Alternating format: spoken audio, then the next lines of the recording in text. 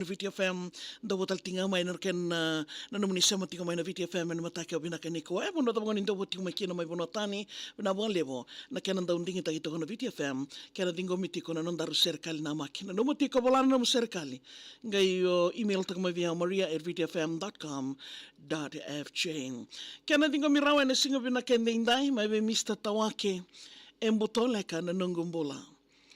Wei talatala mosi membo sereka na tadingo musita na nonang beauty kenda. Ruasai vandu vitu meu reile sutalembeka nona takalibe au evaka na mutoleka. Na inasa wanga railenge sarui mosi. Wei kadibini turanga veiko eve boroki.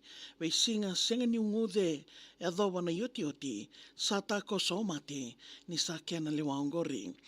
Railesu na yambaki ruasaiva tini kandua, lautoka isevu moduru ena kena walnimbola. Mosinga ni ulu e kunei kalaki wakabuna, dhuru yambaki ndua, gai waka o mai kita mawua. Yambaki katarava sa lomamu mo suka kiwale, ni ndabo i walnimbola veiko saka ni wawale.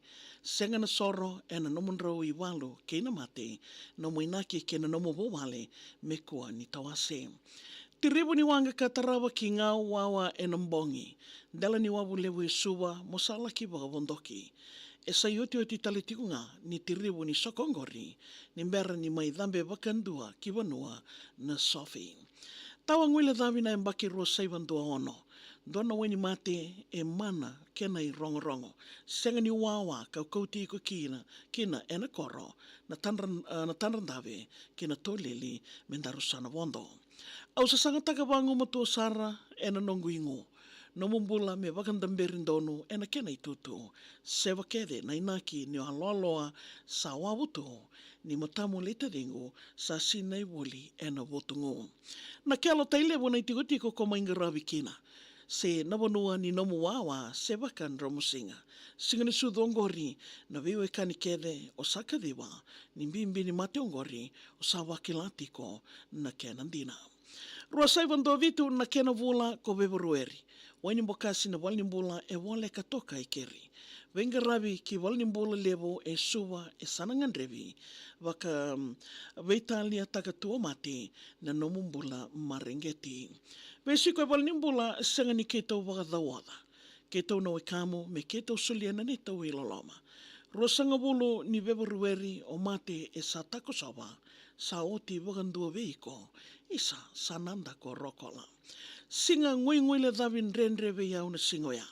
Lako ni veisiko ni singongori o deili e kila.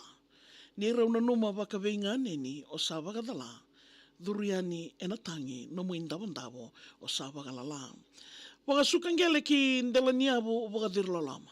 O ira na wekandaru era tangi aso nando monra. O mbui na luvemu e tangi langalanga senga nikinoda sombo. Sa dhana mula isa nasa ni osaya li toka. No mambula le tadingu ondau na numande. Sana tunga me indivi woli e na no muamo imbole. Ko bosota wakandende mai ke mo mate ka wakasesei me adawa ni samai kadivi isa no mambula tale. Diri o tawea mai mbua ngori na nondarun dela niavo.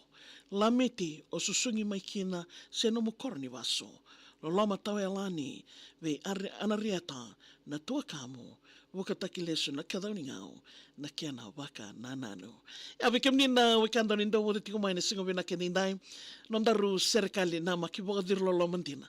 Dari dekina na ngangado vina katoga ni velomani waka vita dinindina. Asaboni ni vina kelebu kuningole dawa wala anonomu serikali. Email taka mai via maria@vtfm.com.fj. Gena makatoko mai vima mani diwa moni tikina wakarambuka